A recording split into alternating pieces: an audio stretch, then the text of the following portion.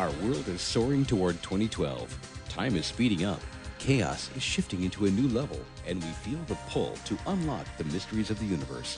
Timeless spiritual wisdom offers the point of stability to navigate these times and to open our greatest potential. So sit back, relax, and enjoy the fun and knowledge of visionary best-selling authors Shri and Kira as they explore these mysteries and invite your higher love to come forward. And now, here are Shri and Kira. Namaste, I am wisdom teacher Shri Ram Ka. And I am Kira Ra, and welcome to a very special episode of Higher Love. You know, chaos and crisis. What is up? And that's what we're here to discuss right now, because there is actually a lot that's up. We are here in the midpoint, a little over the midpoint of 2012. We are moving forward with rapid escalation. Chaos is building. Crisis seems to be building. We've got conventions in the United States that are polarizing people. What is up, and is there anything you can do about it, Shri? I mean, are we all just going to have to deal with this? What's up? Crazy is the new normal. We already did that show. We're experiencing a lot of craziness in our weather patterns, the oceans, the earthquakes, lots of earthquakes. Yeah, as a matter of fact, there was just one here today, 7.6, that issued a tsunami warning from Mexico to Peru on the Pacific. There was indeed, and there's been lots of mini quakes in California and other places on this planet. And the reason we're calling this up to your attention right now is there is indeed an upswell of chaotic energy, an upswell of it feels like a nervousness, a planetary nervousness. We're seeing this energy expressed through political unrest, through social unrest, through people getting confused and not certain, I'm not certain about my future, I'm not certain what my next step is.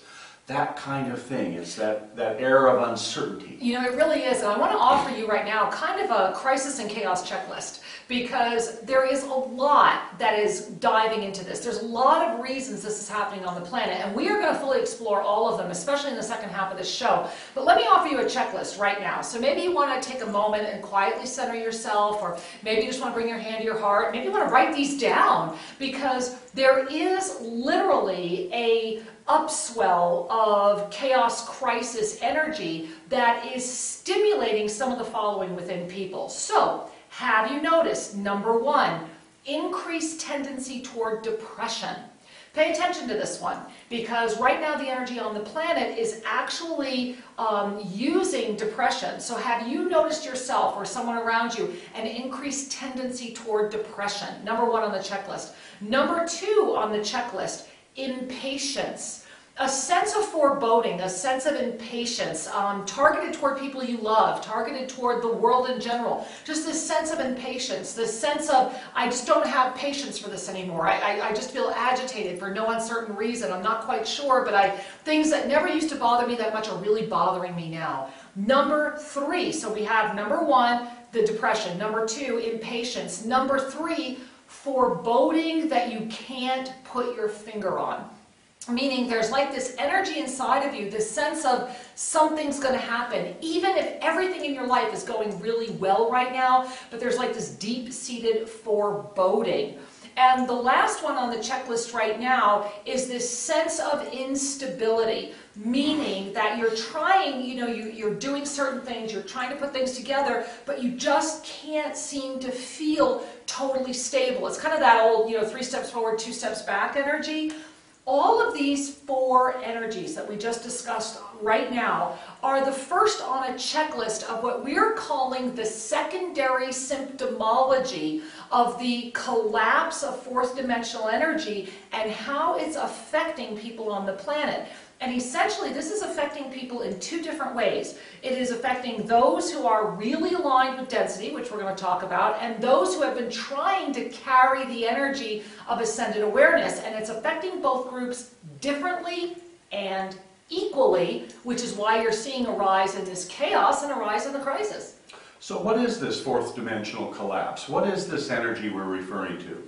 Well, you know, we did a show on this, and it is posted and available for you to review, and I suggest you do it because it's truly important and powerful information. As a matter of fact, it was a 15-minute special that's posted on our YouTube channel as The Collapse of the Fourth Dimension, so look it up. It's really important. And just to bring us on the same song sheet here so we can have an effective conversation, the fourth dimensional energy that we're referring to is what's called the astral dimension. We have the third dimension, which is solid, which is form, which has its certain frequency, and in human beings there are certain kinds of thoughts, there are certain kinds of energy and behavior that go along with third dimension. The fourth dimension is without the physical density, yet it's attached to the physical density. So the fourth dimensional energy is the zone of ghosts, of apparitions, but it's also filled with emotion and ego and drama, and it's like all the free-floating emotions that people have expressed on the planet get up into the fourth dimension and bounce around. And you know, it's a great description, Sri. And one of the things, if you're sitting here going, well, I think I get that, think of it this way. When you look at a picture of the planet Earth, you have the Earth, and then you have that teeny tiny little layer known as our atmosphere. Then the aura, exactly, and then you have the universe. Well, imagine for a moment if that energy called the atmosphere was suddenly all compressed into you at once. That this little layer that was there suddenly collapsed down. And I'm not talking on the physical level as far as, oh my God, what would happen to oxygen and air and things of that nature. I'm just talking about that sense of pressure, that sense of what is pressing down on me.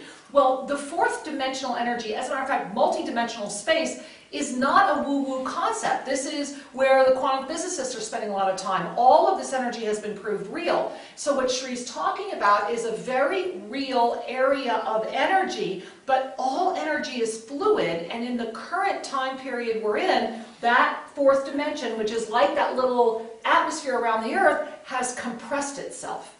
And so compressing itself means it's overlapped with the third dimension. It used to be in the good old days, which weren't all that good, or not really that old. That's part of the illusion. Go ahead. However, in perceptions past, there you go. Well said, the third dimensional reality was considered normal. And what went on with fourth dimensional energies was considered woo-woo or shamanic or transmediumship, that kind of thing. So these zones of reality, these zones of energy are very real and very tangible and can be experienced. And we're not here to judge them. We're here to simply identify that what is affecting you could well be something beyond your present discernment. What's affecting you could be something that we're inviting you to look at, and it may help you understand what's going on. So this fourth dimensional energy is truly an energy or a zone filled with energies of chaos, filled with emotions, a lot of fear, a lot of anger, a lot of bouncing back and forth. And the reason it's mostly fear and anger is because when we have the emotions associated with beauty, with love, with joy, they don't stay in the fourth dimension. Those frequencies of joy, that upliftment, just saying the word joy, it goes through the fourth dimension, and it's actually a divine thought, a divine energy. It's of a nature that won't stay captive in that third and fourth dimension. So therefore, third dimension, here we're walking on the planet, in our bodies, having our interactions. Fourth dimension, all of this free-floating energy and emotion, but it's only the heavy emotions. Yeah. That's the problem, or that's the situation. So when we look at fourth dimensional energies, for the most part, they're filled with fear, they're filled with anger, and then the different colorations of fear and anger and grief and grumpiness and whatever it might be. Well, and back to your checklist. So, you know, it goes right there. So when we are looking at those energies, it becomes very evident based on what Shri was just sharing as to what is the predominant energy on the planet right now? Well, let's take a look at that. You know, in the United States, there is a presidential election coming on, and whether or not you're seeing this before or after the election is irrelevant. What you'll notice and what you'll remember was the deep division it was creating. It was a very divisive energy, very much about polarity shift, very much about one camp or another camp. Finding fault with people. Exactly, on the other whether side. the two should ever meet. And we're starting to see this now globally in a way we've never seen it before. Let's face it, there is a positioning right now. There is now the non-aligned conference that happened in Iran, where we have all of these other countries coming together that are basically saying, hey, we don't care about anything else that's going on, we only care about us. We're seeing a rise in divisiveness. We're seeing a lack of compromise, a lack of spirit of unification. Whenever that happens, it's because these energies that Sri was just describing have become very, very potent. Now, I mentioned earlier, and we're going to talk a lot about this in the second half of the show, that these energies are affecting everyone. It doesn't matter who you are or what you are. It's affecting animals, it's affecting people, and it is affecting the planet herself. You know, we talked today about the 7.6 earthquake that hit off of Costa Rica earlier this morning, about the tsunami warnings, about the hundreds of earthquakes that are happening in California, about the movement of the planet. It is because nothing is immune from this. However, how this energy is responded to, how you're moving forward with it, that is the real key. And it's come down to, you know, it's kind of ironic because in the United States they have like two, you know, Republicans and Democrats. Well, this has come down to two groups of people. Those that are really entrenched in this illusionary third dimensional experience are going to have one complete experience, and those that have been saying, I get that there's more, I'm trying to look for more, my spiritual life is calling me to more, you're going to have a very different experience. Yet, here's the danger zone. It's not just these two groups. There is this gray zone in the middle, and that's the zone that's going to have the most difficult time. If you said yes to even two of what was on that checklist earlier, then one way or another you're in the gray zone. You might be closer to the density side of the gray zone, you might be closer to the other side of the gray zone, but you're in the gray zone. So we're going to be back in just a moment, and we're going to spend the entire second half of the show talking about what is the gray zone, what can you do about it, and what can you expect, because crisis and chaos are here. We'll be right back. Namaste, beloved one. This is Kira Ra, and I am inviting you to take a journey of the soul in the land of the heart. Imagine your life free from chaos and filled with creative clarity. Imagine waking up each day in your private lakefront casita, greeted by brilliant sun, flowers, and birds. It is here that you will effortlessly resurrect your divine blueprint in pristine energy.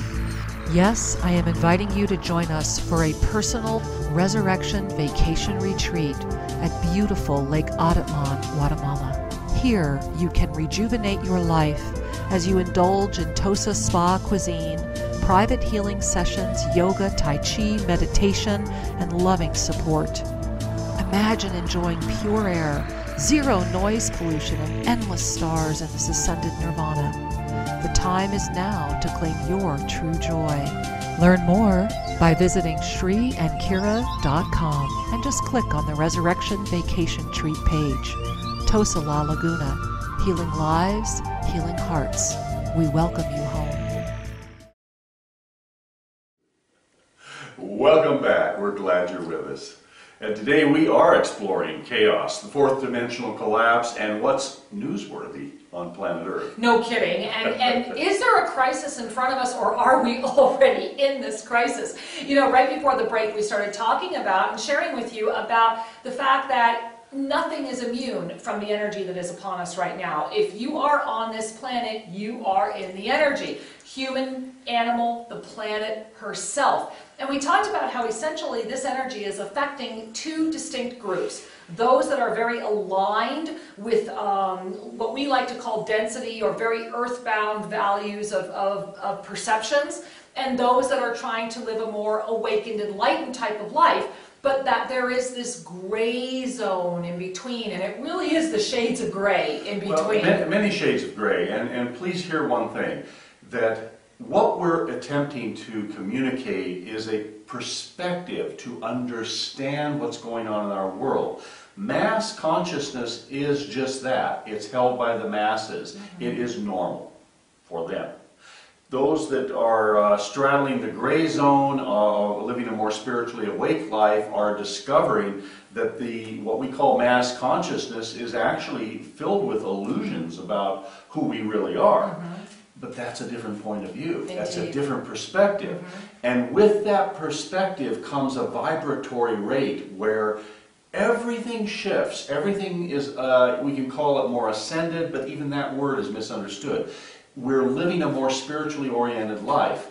So here we have mass consciousness. Here we have a more spiritual awake life.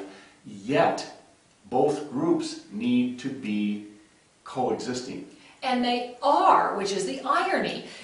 What we're inviting and what we hope to get to by the end of the show for you to see is the need for us to really hold presence for the other. It's never a need to change or to force perspective. You know, that's one of the reasons where we're at is this perception that people need to all agree with one sense of being rather than respect everybody's individual or opportunity to have very divergent opinions, yet hold a respect for each other through that process.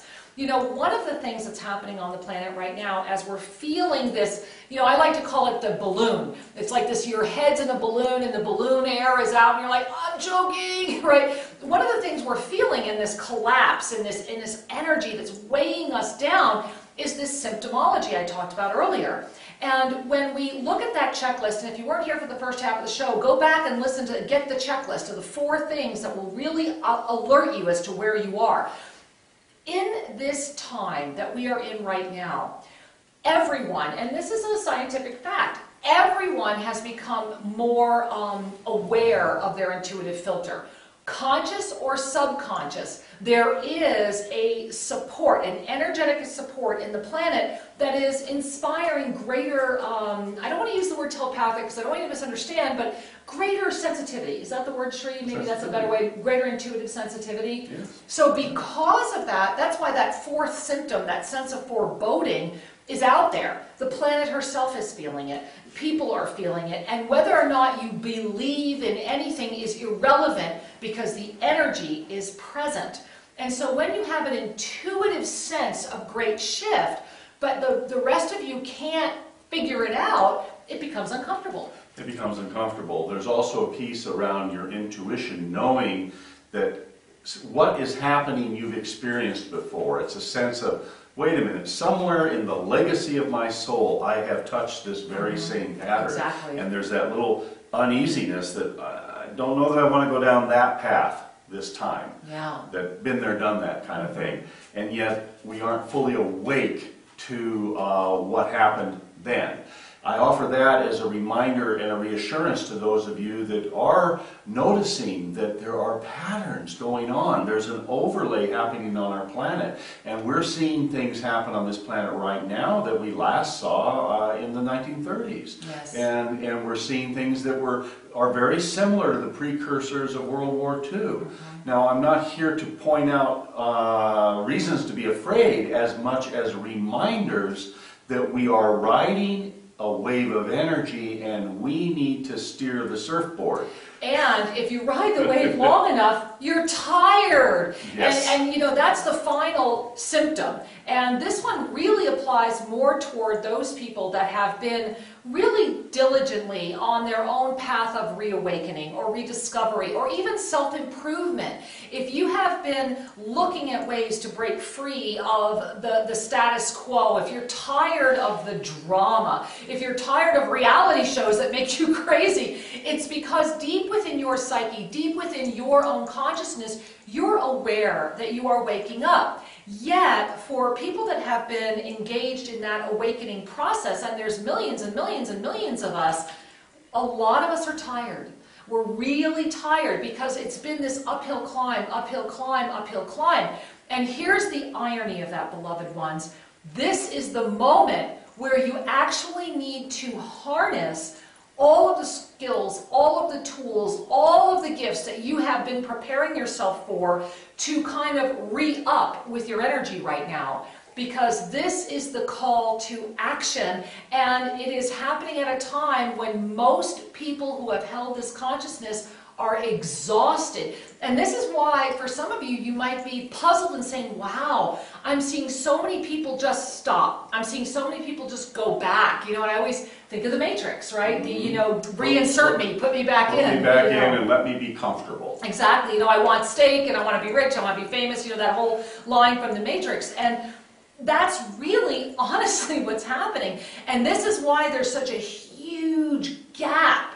Now, let's talk about that gray zone, because either side of this has the gray zone. So let's say you've been in this bubble of density that poo-poos everything outside of what you are told to believe. Remember, 87% of the population is influenced by groupthink. It means whether you know it or not, you are thinking, feeling, believing, acting, living the way that the society wants you to, and you have let go of your own ability to free think.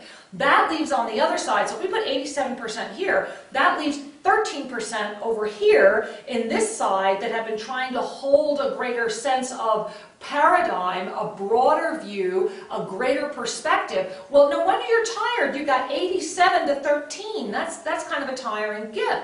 But in the middle are those of the 87 that at some point go, wait a minute, until they enter that gray zone and we all have to wade through it. And on the other side, in that 13, are those that are going, I can't do this anymore, I'm tired, I want to go back. And so you see what's happening. And that's where this gray zone becomes so important, because it is the gray zone that will determine where we are collectively going. Yet in order to affect the gray zone, you must personally get very clear, very strong, and reignited in your commitment to the journey. And so the gray zone, ironically, is a little bit like the glue that's keeping us all together. Yeah, it's true. Because without it, then you'd have a more extreme polarity. Exactly, so be grateful for it. And for those of you that have been seeking to hold a more ascended point of view, that hold a more loving point of view, that are living more authentically than you used to, it is tiring. It gets tiring. Whew. And the tiring part of it is actually ironic. It's your ego that is craving the way it used to be, the sense of not having to be awake. Right. You know, it's easier. It's easier to be asleep than it is to be easier. awake, especially for the ego, which gets to see its own shortcomings, which gets to witness its own limitations. Whereas an awakened consciousness is more soul-based. It's more plugged in to the infinite flow. It's more plugged into the energetics of reality than the form of reality. And so we have this dialectic at work, your ego-based living and your soul-based living, and we're seeking to be more soulful, more mindful, but meanwhile the ego's going, what about them? What about them? What about me? Well, and society's saying, what about them? What about them? What about you? And shame on you, you should. You know, the shoulda, woulda, coulda is huge on the planet right now. And so this is just for your good mind to understand that you can have mercy on yourself. We're all going through this together. Indeed. Now it gets a whole lot easier if you re-up your commitment to live in joy.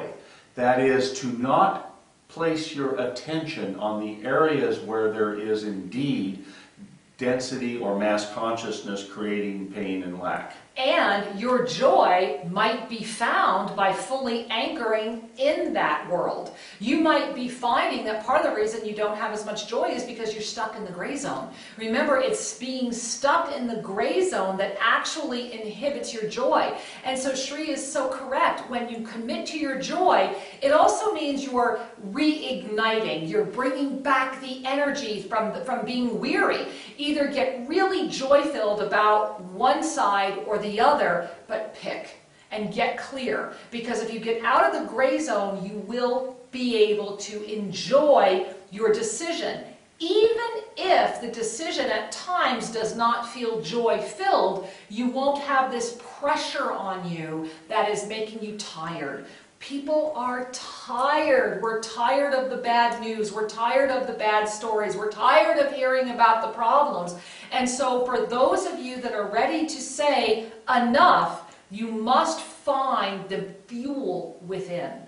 And the fuel within is always connected to beauty, to joy, to your authentic energy. And whether this means that a little more time meditating, a little more time dancing to music, a little more time gardening, whatever you need to do to cultivate that energy within, the energy that allows you to be at peace. As Kira said, sometimes we're confronted with decisions and actions that don't have an immediate joy vibe to them.